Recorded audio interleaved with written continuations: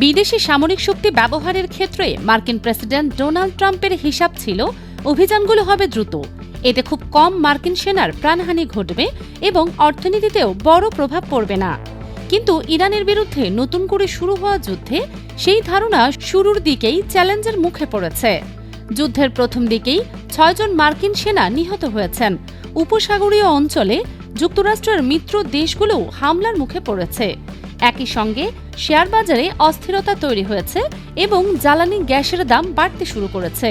ধারণা করা হচ্ছে এই যুদ্ধে যুক্তরাষ্ট্র প্রতিদিনই বিপুল অর্থ ব্যয় করছে। এদিকে ইরানের রাষ্ট্রীয় গণমাধ্যম ও স্থানীয় স্বাস্থ্য কর্মকর্তারা দাবি করেছেন একটি মেয়েদের প্রাথমিক বিদ্যালয়ে বিমান হামলায় ১৭৫ জন নিহত হয়েছে।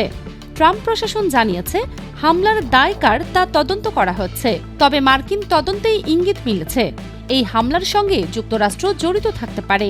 এখনো পর্যন্ত কোনো মার্কিন স্থলসেনা ইরানের ভেতরে প্রবেশ করেনি, তবে এমন সম্ভাবনাও পুরোপুরি নাকচ করেনি ওয়াশিংটন। মার্কিন প্রতিরক্ষা মন্ত্রী পিট হেগসেথ বলেছেন এই সংঘাত দ্রুত শেষ নাও হতে পারে। তিনি জানান যুক্তরাষ্ট্র অভিযান কমাচ্ছে না, বরং আরও বাড়াচ্ছে এবং নতুন করে বোমারু ও যুদ্ধবিমান মোতায়েন করা হচ্ছে। গত শনিবার থেকে ইরানের বিরুদ্ধে নতুন দফায় অভিযান শুরু করেছে যুক্তরাষ্ট্র। ট্রাম্প প্রশাসনের ধারণা ছিল আগের কয়েকটি সামরিক অভিযানের মতো এটিও দ্রুত শেষ হবে।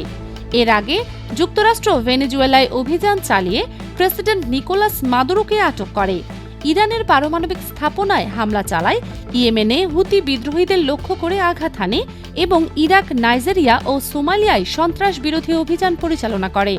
তবে বিশ্লেষকদের মতে ইরানের সঙ্গে সংঘাত সেই ধরনের স্বল্পমেয়াদী অভিযান নাও হতে পারে, বিশেষ করে যদি যুক্তরাষ্ট্র ইরানের শাসক গোষ্ঠী পরিবর্তনের লক্ষ্য নেয়, তাহলে যুদ্ধ দীর্ঘমেয়াদী হতে পারে। অন্যদিকে কিছু বিশ্লেষক মনে করেন ইরানের সামরিক সক্ষমতা দুর্বল করা গেলে যুক্তরাষ্ট্র ও তার মিত্ররা কৌশলগত সুবিধা পেতে পারে।